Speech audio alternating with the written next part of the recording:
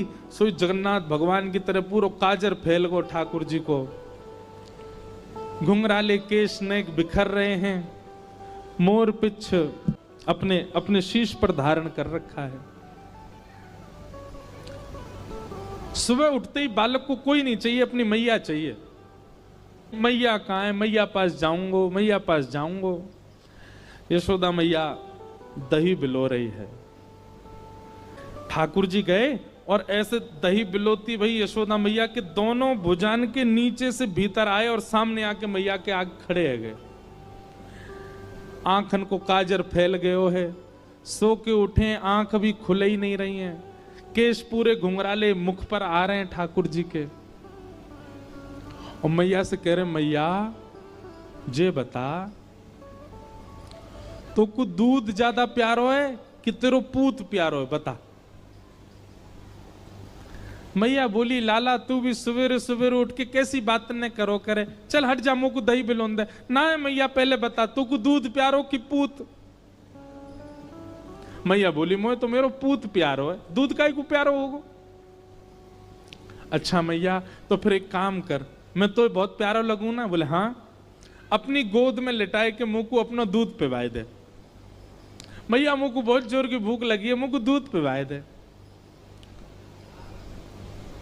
यशोदा मैया तुरंत ठाकुर जी को अपनी गोद में लिया और मैया को ठाकुर जी दूध पी रहे हैं और मैया दही भी बिलोती जा रही है। यहां ठाकुर जी जैसे मैया का दूध पीने लगे, सामने चूल्हे पर अंगीठी पर गैया का दूध उबल रहा था। संपूर्ण दूध उबल करके उफन करके बाहर आने लगा, स्वयं को जलाने लगा, नष्ट करने लगा। यशोदा मैया यहां दही बिलो रही और मैया ने जैसे ही देखी कि दूर दूध उफन करके बाहर आ रहे हो, सो मैया ने विचार किया, अरे ये तो सबरो दूध जर जाएगा। तुरंत मैया ने गोद में बैठे ठाकुर जी को नीचे पटका, दूध संभालने चली गई। ठाकुर जी खड़े है गए। अब ही मैंने पूछी तो को दूध प्यारो कि पूत, तो बोली पूत प्यारो, और बाद दूध के पास भाज गई मैया। ठाकुर जी बोले, मैया ठीक है, आज या दूध को ही देखूंगा मैं, हैं ये ज्यादा प्यार हो तो मुझे छोड़ के भाग जाए। सो ठाकुर जी ने एक बड़ो सा डंडा उठायो और जो मैया दही बिलो रही थी उस मटकी में ही मारा, मटकी फोड़ दी। और इतना ही नहीं, इतने क्रोध में भर गए ठाकुर जी, गौरस भंडार में गए, जितनी मटकियां थी मैया यशोदा की सब फोड़ दें।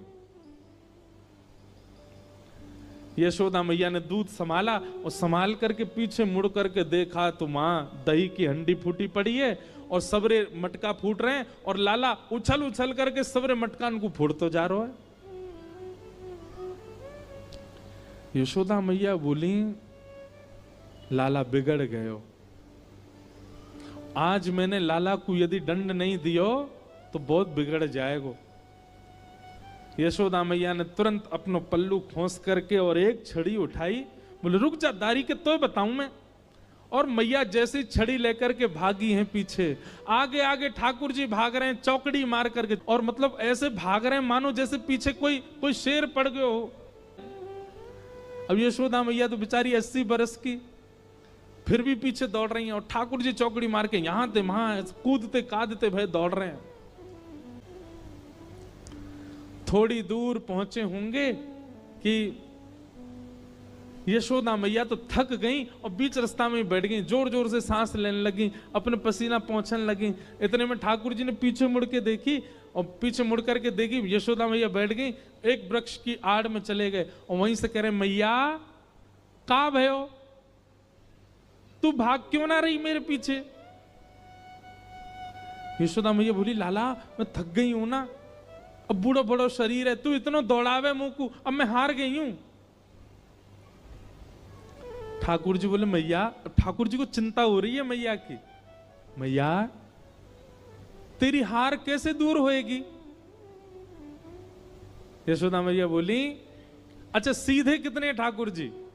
यशोदा मैया बोली, मेरो लाला दौड़ के आवेगो और आके मुंह को अपने अंक में भर लेगो, सोई मेरी हार दूर रह जाएगी। सो ठाकुर जी एक बार तो दौड़े मैया की ओर और दौड़ के फिर रुक गए। मैया बोली, कहां भयो लाला, आजा। ना है मैया मैं ना आऊंगा, बोले क्यों? वो तेरे हाथ में जो छड़ी है ना, तू या तो मुझको बहुत डर लगे, पहले या कुछ दूर फेंक तब आऊंगा।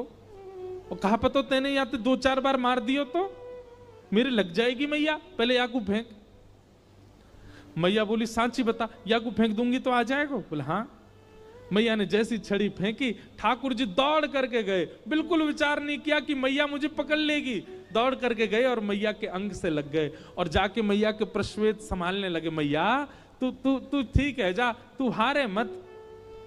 यशोदा मैया को पहले तो बहुत सुख मिला, ठाकुर जी अंक में आ गए, पर थोड़ी देर बाद यशोदा मैया ने चेहरे का रंग बदला, कहने का ढंग बदला, तुरंत लाला पकड़ लिए जोर से। अब आयो हाथ में, चल तो बताऊं मैं अभी। ठाकुर जी बोले मैया तू तो यूं कह रही कि मैं तो ना पकड़ूंगी। बोले मैं तो झूठ बोल रही तो थे। अच्छा मैया तू झूठ बोले, मैं तेरो लाला ना हूं आज के बाद, पूरे गोकुल में हल्ला कर दूंगा मैं तो नंद बाबा को लाला हूं, यशोदा को लाला ना हूं। यशोदा झूठ बोले। हाँ बोल दियो जाए करके, अब तो उखलते बांधूंगी और आज ना तो रोटी मिलेगी ना मक्खन मिलेगा, खड़ो रहे पूरे दिन, ऊधम मचावे।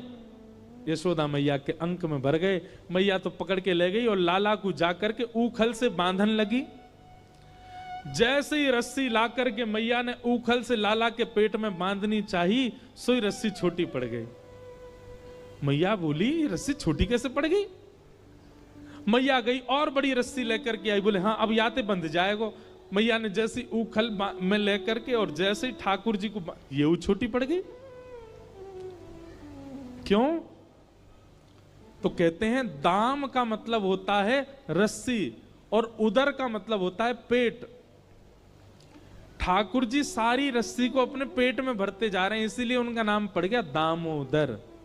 यशोदा मैया ने सबरी गौशाला की रस्सी इकट्ठी करके एक ते एक बांध दी। अब तो बंधेगो, लेकिन अब के भी जब बांधा तो रस्सी फिर छोटी पड़ गई। यशोदा मैया एक क्षण आश्चर्यचकित होकर के ठाकुर जी की ओर देखने लगी। इतनी बड़ी रस्सी लेके आई, ये छोटी कैसे पड़ गई? और यशोदा मैया के चित्त में अचानक भाव उत्पन्न होने लगा। गर्गाचार्य जी कह के गए थे नारायण समो गुणई, पर कहीं ये नारायण ही तो नहीं है, क्योंकि परमात्मा ही किसी बंधन में नहीं आ सकता। सामने खड़े भगवान ने जैसे ही देखा कि मैया मोकू भगवान मान रही है, सोई ठाकुर जी ने कही मैया और कितनी जोर से बांधेगी, देख मैं तो बंध गो। तभी मैया देखती है कि वो रस्सी पूरी बंध गई और गांठ लग गई ठाकुर जी को, बंध गए ठाकुर जी।